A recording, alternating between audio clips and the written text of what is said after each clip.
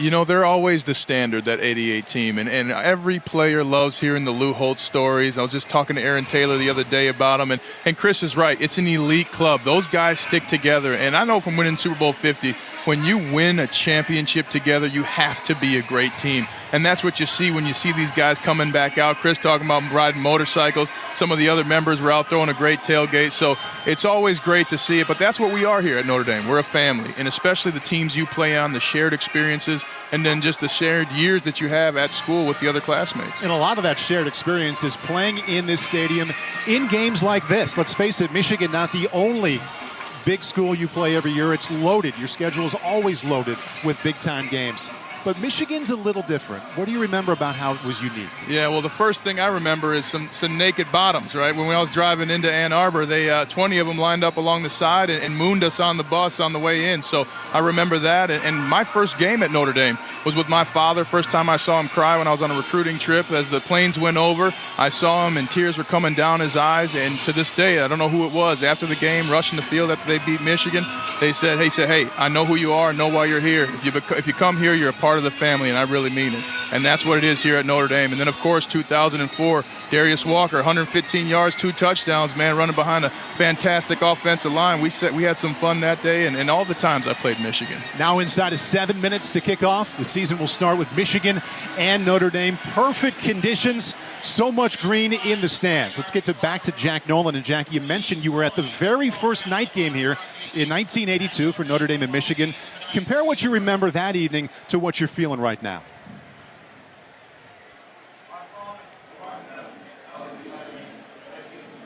Well, Jack is down with the 1988 National Championship team. We will get it back to Jack here now, 6:22 and counting until kickoff.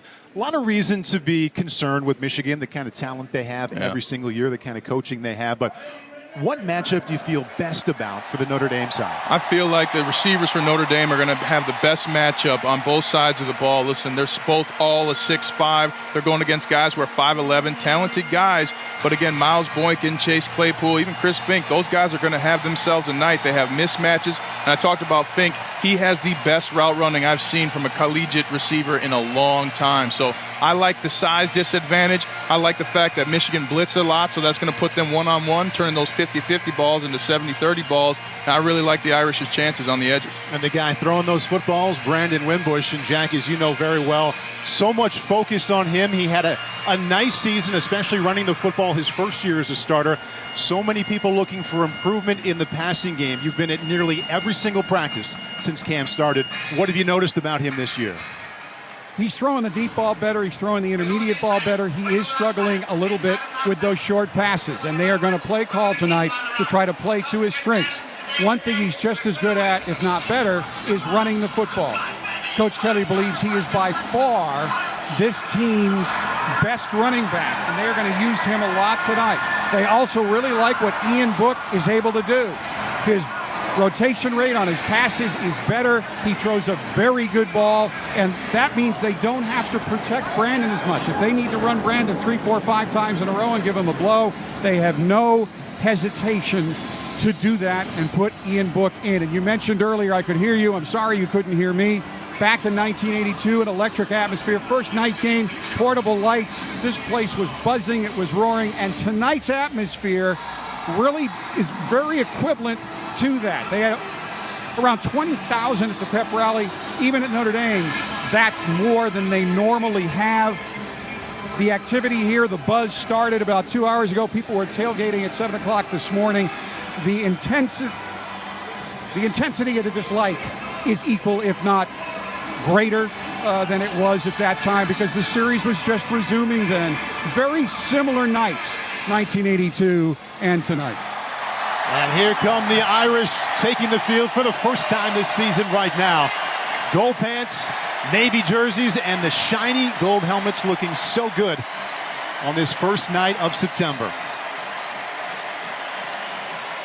Oh, the energy inside this stadium, exactly what I thought it would be. I was talking to Jerry Tillery, star defensive tackle, yesterday. Had a nice conversation with him, and one of the things that kind of surprised me, he said, I'm so glad we're playing this kind of game in the first game, because if it's not of this magnitude, it can be just a trap game. How do you feel about playing Michigan game one? Well, this is why you come to Notre Dame, and that's something people forget when it comes to these athletes that play football at Notre Dame. We all choose to go beyond. Listen, each and every one of these guys could have probably gone to an Alabama and Ole Miss. Half of them were recruited by Coach Harbaugh to Michigan. So, I mean, you make a decision to say, I want more. I want the big season opener. I want the spotlight. And also, I want to go to class and earn a degree. So that's what makes Notre Dame guys so unique. And you talk about Tillery. Here's a graduate who's taking some Japanese classes to pass the time while he's waiting for practice. I mean, that's the kind of guy that Notre Dame raises, and that's why he's such an effective. Drew Tranquill there with the tackle on the numbers there. And following, Julian Love laid an absolute monstrous hit on Gilbert. This defense for the Irish is so physical, and they are showing that they are ascending, as Jerry Tillery said. Second down 8 from their own 45, 11 minutes, 30 seconds left in the first quarter. Notre Dame leading Ball State 7-0. From the shotgun, Riley Neal. Play action to Gilbert. Quick pass to his left. Completes a haul. Tackle made by Troy Pride Jr. with the help from Pursuit from the backside.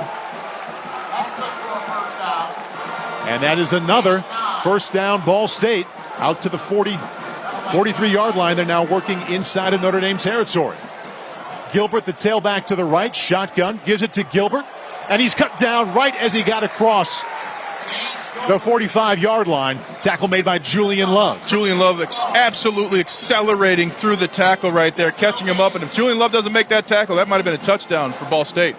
But Ball State working just as fast, if not faster, than Notre Dame. They're now 2nd and 10 from the ND 43-yard line. Gilbert, the tailback, now Neal under center. Play action to him. Sprinting out to his right, and they have another completion. Out to the 40, across the 40-yard line. Down to the 36-yard line goes Corey Lacanaria. And right there we saw Riley Neal look to his left from under center, clearly a run look to the defense, and then roll out right, confusing Tavon Coney and getting the reception right there to Corey and getting that close to a first down. Tackle made by Troy Pride Jr. Once again, Neal is now 4 out of 5 for 51 yards. He's facing a 3rd down and 3 from the Notre Dame 36-yard line. Offensive line picked up a blitz there off the right side. Robert Hainsey doing a great job recognizing it. Quick decision by Ian Book. A laser to only where Alize Mack could catch it. Great completion. Dexter Williams to his left. Book in the shotgun. Calls for the ball. Wants to throw right away to his left. Claypool across the 15. Right at the first down marker. He's run out of bounds. Soft corner given to him, and Book takes it. Tackle made by Caleb Farley after a gain of 11. I love that play to Claypool right there, mainly because Farley is the weak link of this Virginia defense. A lot of yards given up by that young man. As I watch the film, getting ready for this game, Paul. Ian Book, 5 for 5, 49 yards. First down and 10 from the 11. Claypool in motion. Book looking to the end zone, sliding, finds Claypool. Cut down right at the 5-yard line. He was crossing in front of Ian. Little 5-yard pass in front of him. Tackle made by Dylan Rivers. A gain of 6. Excellent movement in the pocket by Ian Book. Something we don't talk about enough about Ian. He's very accurate while being mobile. Blitz coming to the right. Robert Hainsey again picking it up. He moved to his left, Ian Book, and delivered a strike to Claypool, who got upended about 5 yards from the end zone. Has a great sense of when to slide and keep his eyes downfield. 2nd down 4 from the 5-yard line. Book, play action, fires. Alize Mack cut down at the 3-yard line.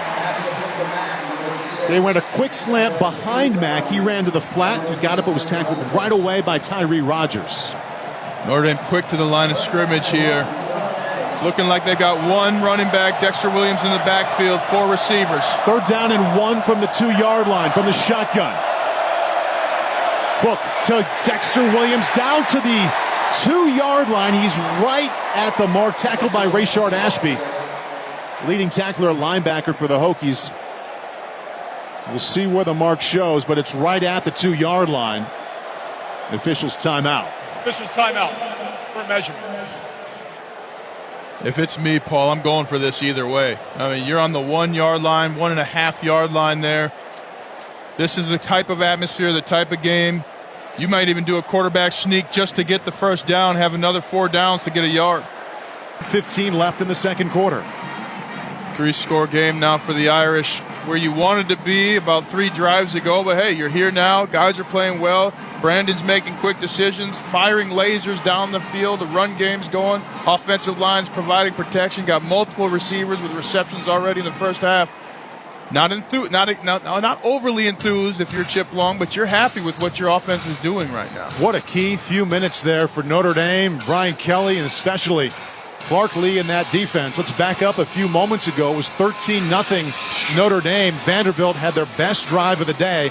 They had a completion from Shermer to Tennyson on the 1-yard line of Notre Dame. Alohi Gilman not only there to make the tackle, stripped the ball out. The ball eventually went out the back of the end zone, so Notre Dame takes over. They avoid the likely touchdown. They tack on 3 points and now lead 16-0. 10-point swing right there, and it couldn't have came at a better time for the Irish. Now 17 points off turnovers on the year. See if the defense can do it one more time. Jonathan Dorr about to put the ball in the air. There it is. And the ball sails out of the back of the end zone. Cal Shermer will jog out. Commodores will begin on their own 25. I mentioned this before, but such a good snapshot of what this Notre Dame defense has been through 2.5 games. They haven't given up a first half touchdown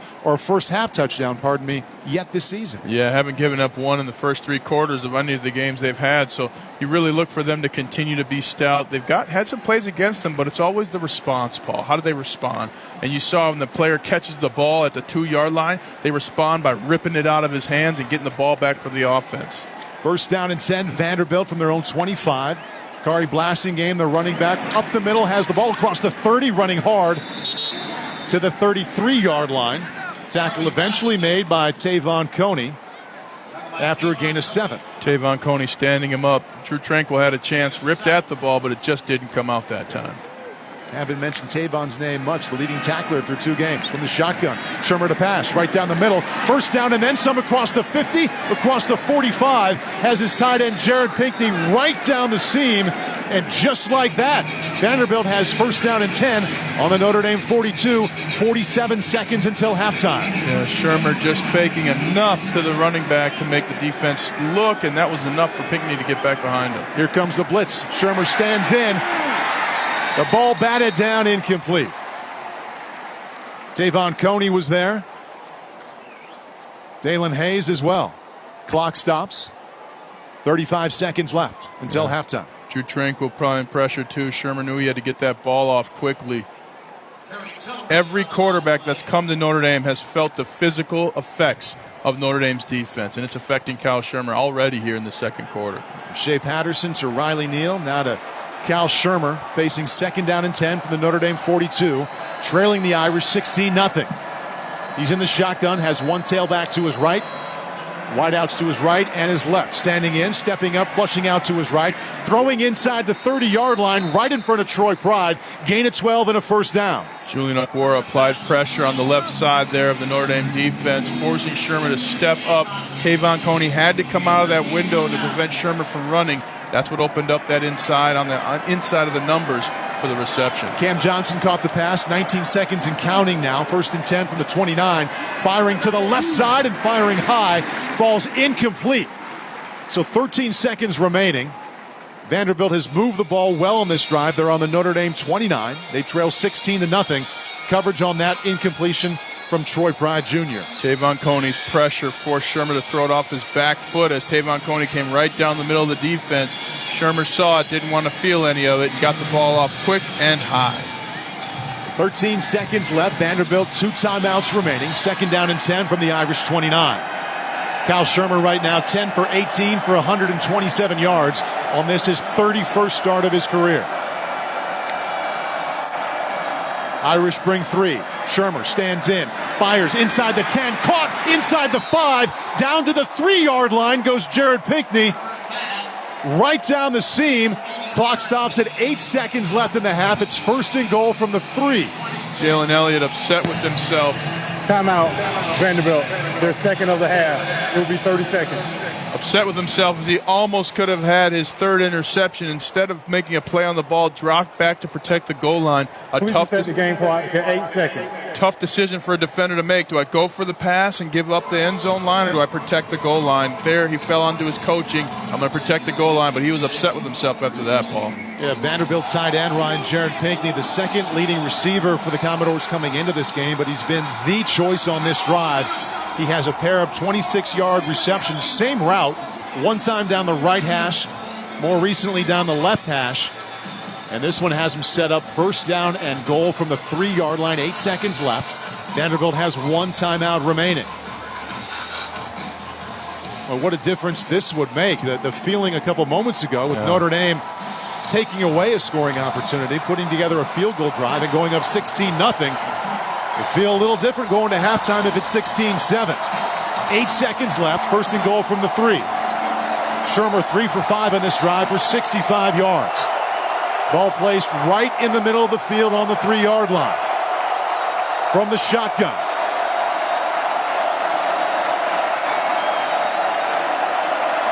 Shermer claps for it, has it, stands in, looks to the end zone. Oh, it was dropped.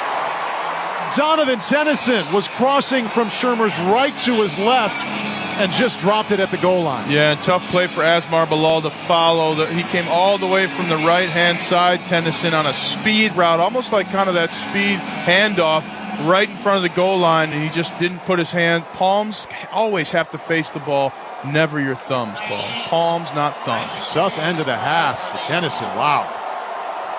So Vandy going to kick a field goal, 3 seconds left from 21 yards out.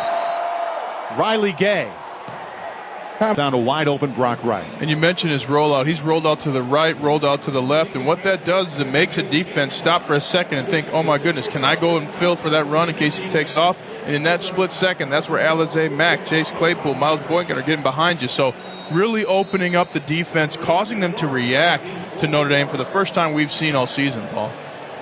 Jonathan Dorr going to kick it off for the Irish. Greg Dortch, the top receiving and returning threat for the Demon Deacons, back to receive. Kicks it from the 35.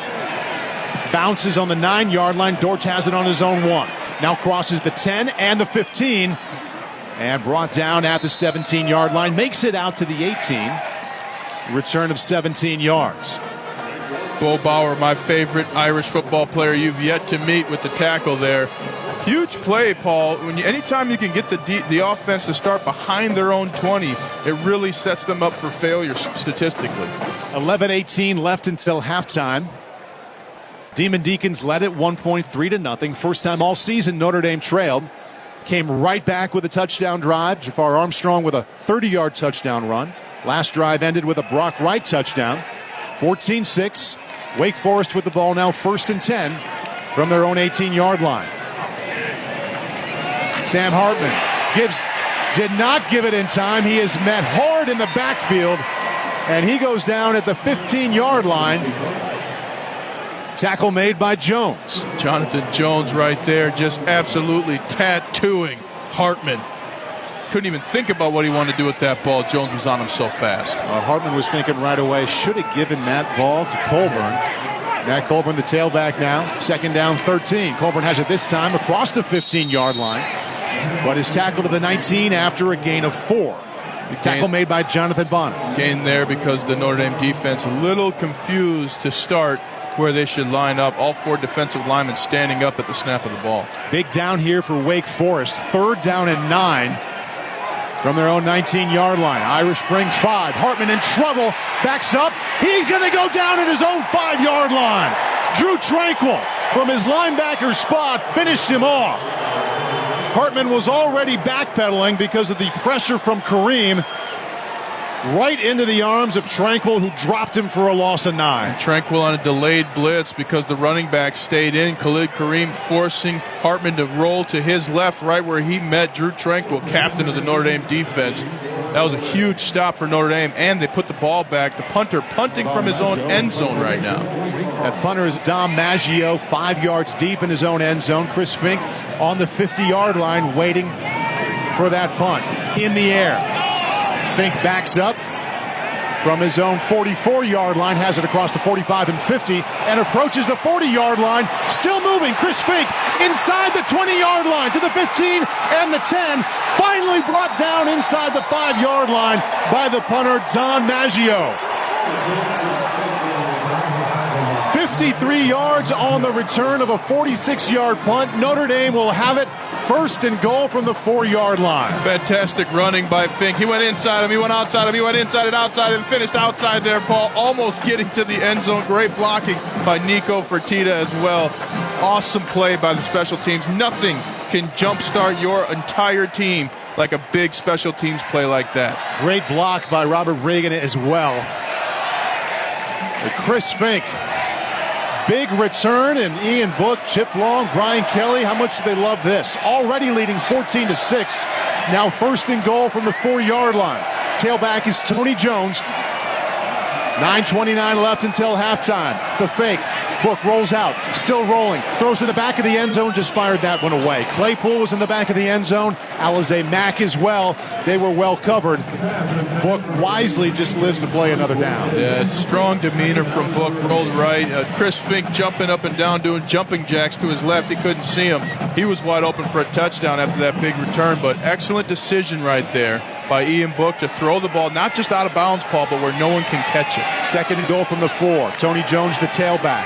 Gives to Jones off the right side, cuts it back, reaches across the goal line, touchdown Notre Dame. There is a penalty marker on the 6-yard line. It appears to be against Wake Forest. Offside. Defense, number 72. That penalty is declined. Result of the play, touchdown.